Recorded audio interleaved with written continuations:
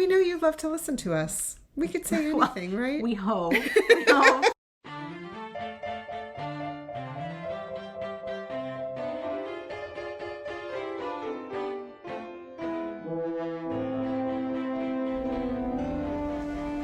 Hello, it's the Book Cougars, two middle-aged women on the hunt for a good read. I'm Emily. And I'm Chris. Friday Reads. We are so excited for Friday. We want to start off with a big thanks to our friend Kate down in the Bronx, who sent us a copy of Mary Dearborn's new biography of Carson McCullers. It's a chunkster. I love that. Yeah, we were just with Kate in Nyack, and we had all read the novella Reflections in a Golden Eye. Kate had already gotten deep into this biography. She was almost finished with it when we met, so she was like our biographer in residence. Yeah, that day. Yeah. Go ahead. I was to say, we just talked about that biblio adventure on episode 206, which dropped on Tuesday, April 23rd. Yeah, and so Kate said, thanks for such a great day. Finished. I hope you like it as much as I did. Save it for a rainy day. We will definitely be sharing that one. Thank you so much, Kate.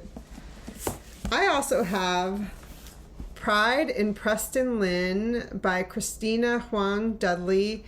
Christina is already known in the romance world for her Regency romances, but this is the first time that she's done something like this. It's an adaptation of Pride and Prejudice. Is that what you say? An adaptation? Inspired by, maybe? Inspired by? Or, well, I guess technically it's kind of like fan fiction in some ways, right? That's true. Maybe, I don't know. That's true. Well, no, fan fiction is when you take the same characters and you have a story with them. I think this would more be inspired by. They're different characters. Okay. Well, what is it? It says, in a world with so many Pride and Prejudice adaptations, it does say adaptations, a new one has to be truly special to stand out, and this one is. Okay. That's what Kirkus Review says, and it's a starred review. The difference with this one is that it's in present day, and it has Chinese American characters. And the opening sentence, they're in a restaurant, so my curiosity was piqued right away. I'm really excited to read it. For those of you participating with our romance bingo card, we have Pride and Prejudice by Jane Austen. I'm scratching that one out and reading this one. Yeah, because those little boxes could be interpreted wildly. Yes. So, although I have to say I am planning to watch a film adaptation as well. So I might end up with 2 Pride and Prejudice boxes. We'll see. Mm-hmm. Nice. Well, I'm also reading a romance. I am reading a paranormal romance, Filthy Rich Vampire by Geneva Lee. This is a book that caught my eye on an end cap at Target.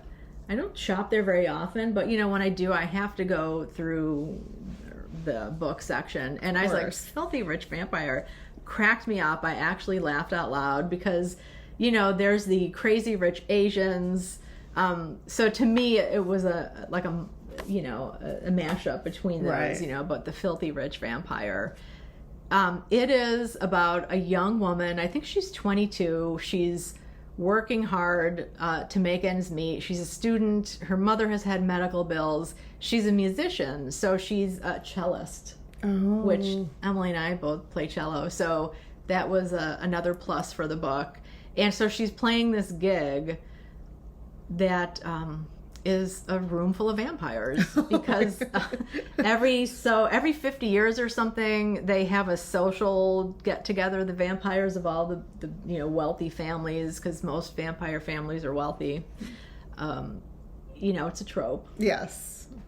And so he, of course, the lead vampire, who's the Julian Rousseau is his name, of course he can't take his eyes off of her, this human, and he's been asleep for the last 50 years because he's just kind of tired of all of the politics and everything within the vampire world. But his mom wants him to marry. It's time to form a union between 2 strong vampire families, and of course he falls in love with this stupid human.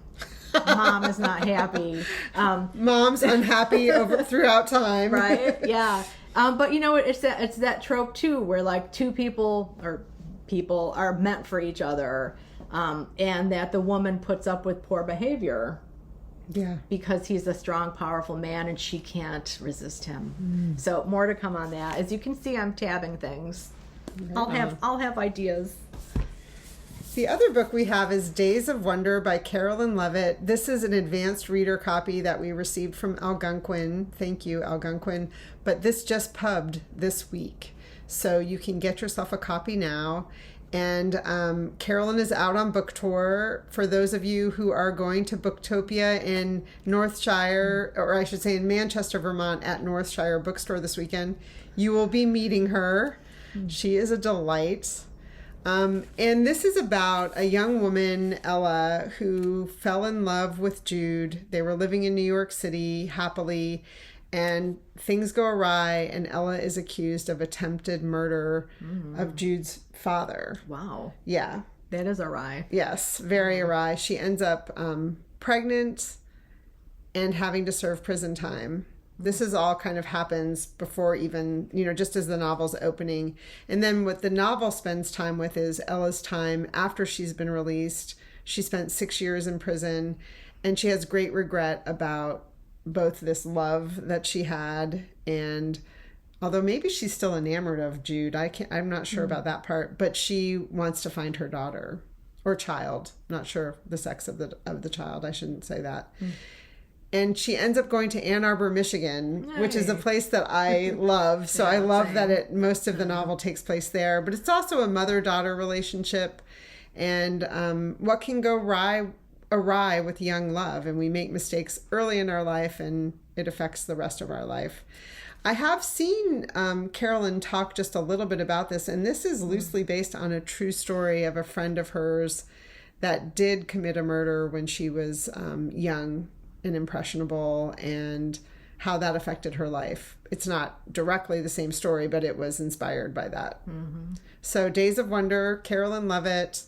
She always puts together some sort of dramatic page turner that I love. She's a great writer, and she's also, we should say, a great friend to the writing community. Yes. Very supportive, yeah. She's the brains behind A Mighty Blaze, which started during the pandemic, because when Carolyn's last book was coming out, she was just supposed to be going on book tour when the pandemic came, and all authors were staying home just like the rest of us. And so she started online book tours, which morphed into A Mighty Blaze with her fellow author friend, Jenna Blum. Right.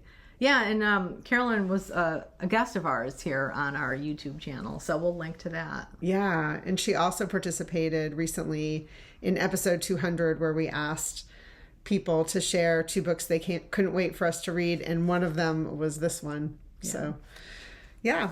Nice. Congrats, Carolyn. Another book. Yes. So the last thing we wanted to talk about was the Woman's Prize for fiction. They have 2 prizes this year. They implemented a nonfiction list as well, but this is fiction, is what I was kind of focused on. I'm drawn to this idea of following awards and maybe reading a whole list, either of the books that make the long list or the winners, like Pulitzers or the Nobel or something like that. I know the Nobel is more about a body of work, right? But, right. Yeah. So I thought, instead of just looking at the books this year of the women's long list, I thought, you know what? Maybe I'll try and read the previews of the ebooks, because there's usually a free preview available.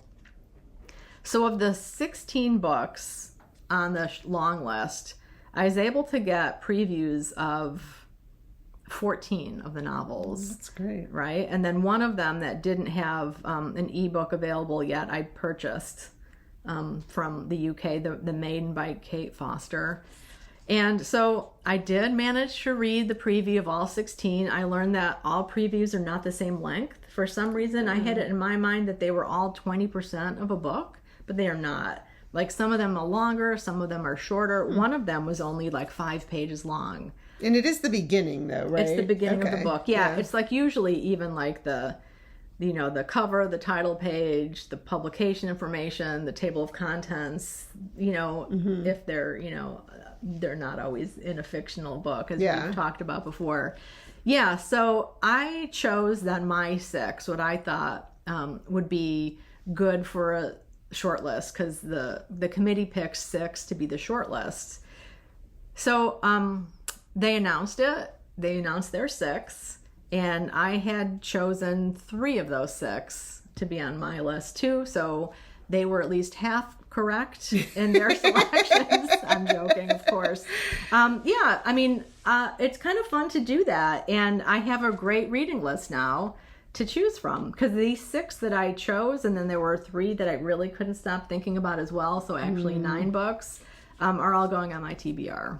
That's great. Yeah. And actually, Chris wrote a great blog post about this experience, and we'll put a link to that down below. Yeah. I mean, I think it's really interesting because how do the judges decide? I'm always curious about that. We know, just as everyday readers, that we all have such different tastes. Mm-hmm. It also has to do with how you're reading the book, when you're reading it. So they're kind of reading under pressure, these judges, right? Right. Yeah. I mean, and they're reading the full book, obviously. I just read the beginning, and some people would say, well, that's really pointless, Chris, to choose, a short list when you haven't really read the books. But, it was just a fun exercise for myself to engage with the long list. And even the one book that I did purchase, I ended up DNFing it. Yeah. So you just can't tell. So there could have been a book. There were a few that I put blah or meh next to. Those could end up really taking off and be like one of my best, books that I've ever read. So you can't tell. It was just a fun exercise. And one, I made a note too. The announcement was made in London at 8 a.m. And I just made a note here, American literati never do anything at 8 a.m. All of our events in America that deal with literature are in the evening. Yeah. Yeah. Across the board. To me, it's another reason why I need to spend more time there, because they also drink tea instead of coffee, which is my preference. So, they're morning people. They get stuff done in the morning and they drink tea. All right. My kind of people. Well, we might have to go long distance, because I'm a late owl and I like my coffee. So let us know if any of you are following the Women's Prize. I'm also very curious about the nonfiction list. I looked at it. I'm so tempted. I mean, I think it's fantastic that they added nonfiction this year. Are you reading this? Do you read from prize lists? Do you think, that you just wait to see what the final one is and read that? I'm really curious how you all feel about it. There's so many good prizes out there. Yeah, there really are. And I took out this whole, when I was drafting that blog post, I had this whole rant where I was just like, when I was younger, I used to think awards symbolized a piece of writing that was universal and inherently good, universal and what's a word for forever? That'll stand the test of time or something. And, as I've gotten older, I realize, awards are based on a certain group of judges' preferences for that year, looking at certain things. So, we both really believe the beauty of a book is in the eye of the beholder. Of course. Yeah. But I do think there is something to knowing who the judges are. And the Women's Prize is one of those prizes that is very transparent. You know who the judges are. So yeah. And I wonder if awards are making that a little bit more known too. Oh, interesting. So that people understand maybe where the judges are coming from because they know who they are. I'm really talking too long. I'm going on and on. We know you love to listen to us. We could say anything, right? We hope. We just want to put out to the Women's Prize, we're available next year. Feel free to give us a call. Chris has done the practice. She's showing you, follow through. We have follow through here. Reading chops. So give us a call. Look, I'm doing the old fashioned. Mm-hmm. Give us a call. Give us a call. Or just have the earbuds in. Give us a call. Go for Emily. All right, on that happy note, everybody, happy reading.